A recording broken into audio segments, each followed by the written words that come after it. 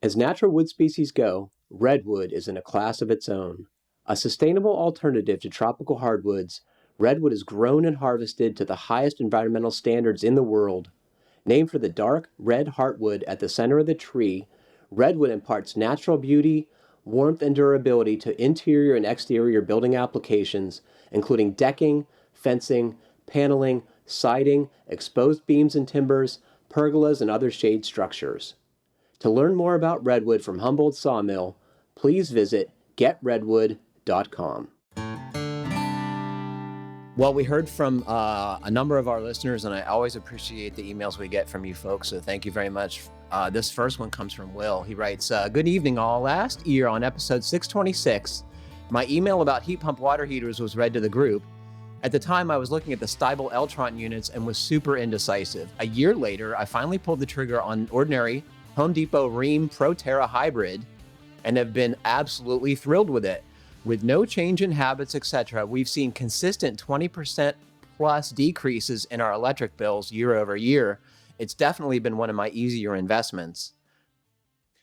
On another note, this week on episode 697, there was a conversation about water well fracking. I cannot recommend enough the YouTube channel H2O Mechanic. He's a well driller in Southern Virginia that uses a self-built fracking rig.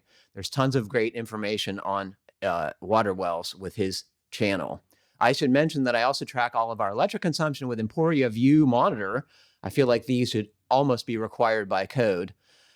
So I asked Will a couple questions related to his heat pump water heater because I was curious. So he went from a bigger, went to a bigger tank as is customary. In fact, they're typically sized to allow that because it gives you a more first hour capacity. So his is 65 gallons, and he says, 1.5 inches bigger in diameter and 12 inches taller than his original tank. And his household includes 4 people, and they've not had any issues with running out of water. So if you folks are curious, Will's a proponent, so there you go. He writes, I did the install myself and took it as the perfect opportunity to replace more of the original 1953 galvanized pipe with 3/4 inch PEX. I know you're a copper guy, Patrick, but this house hasn't ever had copper in it. It delights me that he knows I'm a copper guy. I like there's no better thing for me to be, I'm guessing. He says that 2007 renovations before we owned the house include a pile of CPVC that I've been pretty happy to replace as well. I drained the condensate to a daylight drain in the basement that our water treatment system and air handler also drain into. The condensate has been very minimal, even in summer months. I was surprised at how little it generates. What do you guys think about this? Would you consider one of these, Randy? You and I were talking ahead of the show. You still have a resistance tank that you said I think you said was installed in 89? 1989. Nice. 35 years old. That's mind-blowing to me. Yeah. Yep. Yeah, I had to replace an element and a thermostat. I moved in 2008.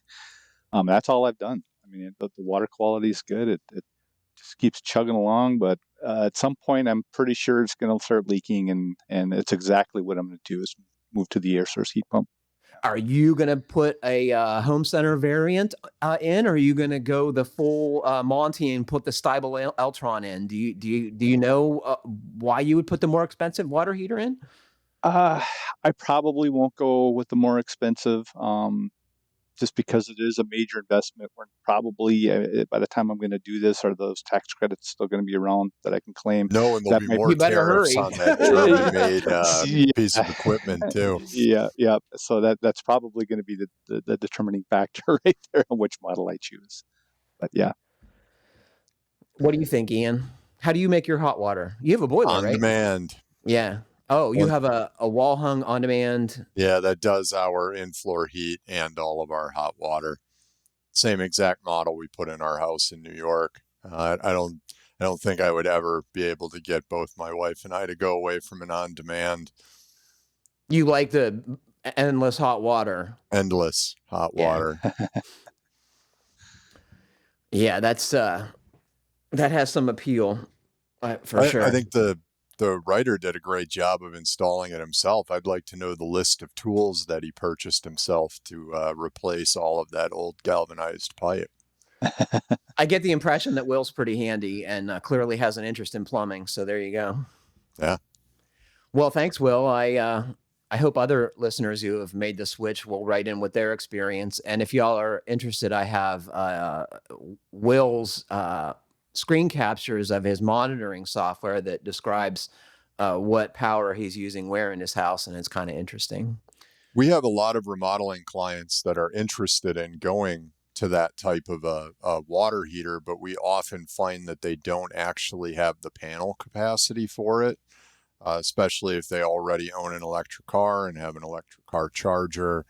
A lot of times they can't take the bump up in amperage required for those.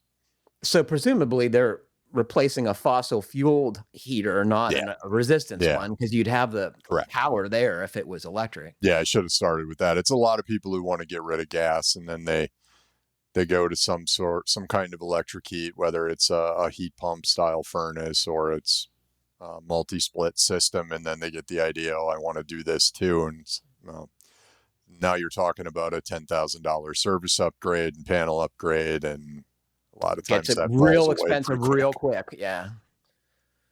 I'm guessing it's a couple grand, even if you're just making a switch from electric one. What do you think, Randy? Is that a fair guess? Probably. Yeah.